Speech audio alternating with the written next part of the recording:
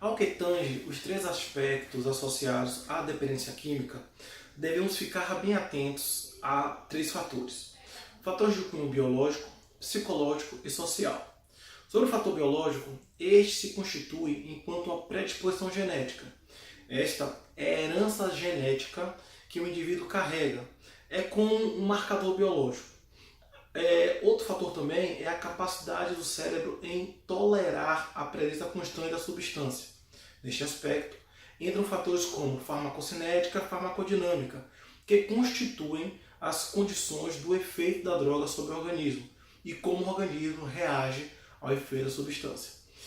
Também é importante avaliar a capacidade do corpo em metabolizar a substância e, por fim, a natureza farmacológica da substância, pois as drogas não são iguais. Nesse sentido, elas são caracterizadas especificamente em se tratando do seu efeito e o que causa no organismo. Por exemplo, as drogas elas são classificadas como depressoras, estimulantes e perturbadoras do sistema nervoso central. As drogas depressoras tendem a diminuir a atividade cerebral, enquanto que as drogas de caráter psicoestimulante tendem a acelerar o funcionamento cerebral. E por fim, as drogas de caráter perturbador tendem a alterar a sensopercepção, ou seja, corroborar com as alterações da sensação corpórea e dos estímulos que nos cercam. Com relação ao fator psicológico, é importante entender que este engloba desde distúrbios do desenvolvimento, sendo que esses distúrbios tendem a se tornar transtornos de cunho psiquiátrico na fase adulta e que desde a fase da infância tendem a dificultar a habilidade de responder de forma adaptativa às vicissitudes da vida. É muito importante entender que esse processo de transformação, ou seja, a construção e manifestação desses transtornos, eles na fase adulta podem resultar nos transtornos de ansiedade, depressão, TDAH, transtorno de personalidade.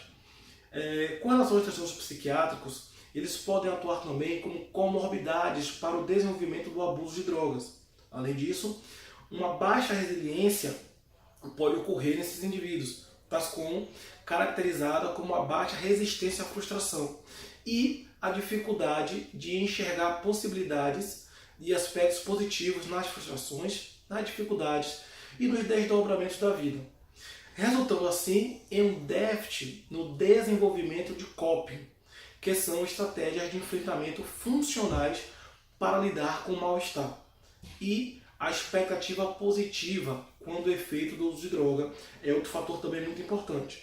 O que seria essa expectativa positiva? É quando o indivíduo ele detém uma crença de que o uso de determinada droga ou determinada substância poderá sanar o mal-estar e assim a utilização dessa droga como recurso terapêutico associado à generalização do seu uso para diversas situações da vida, seja na busca de prazer, seja para suprir uma dor ou apenas devido a situações de ócio, em que o indivíduo acredita que não está fazendo nada e acaba se sentindo confortável em fazer uso da substância. Quanto aos aspectos sociais, estes envolvem a estrutura familiar, em especial estruturas familiares de caráter disfuncional, como por exemplo, em que há violência doméstica, há casos de abandono e também de carências básicas, além da exclusão e violência social marcadas, por exemplo, por atos racistas, de gênero, violência psicológica ou física. Outro aspecto fundamental também são as poucas oportunidades e opções de lazer precárias, que acabam levando o indivíduo a experienciar situações que podem lhe oferecer risco, seja ambientes, sejam companhias. Muitas vezes, por falta de um projeto de vida e de um planejamento que auxilie e de um objetivo a ser alcançado.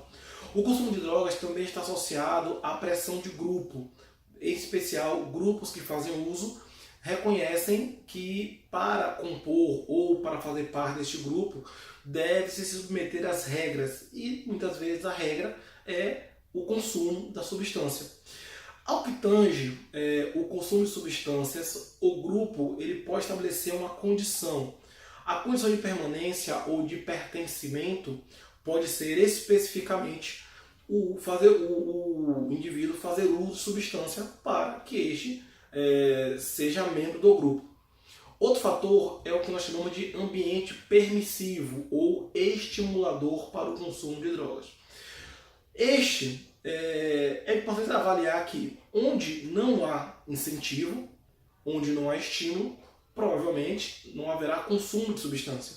Então, um ambiente permissivo, um ambiente em que o consumo ele é legalizado ou até banalizado, tende especificamente a fortalecer a possibilidade do consumo e abuso de substância.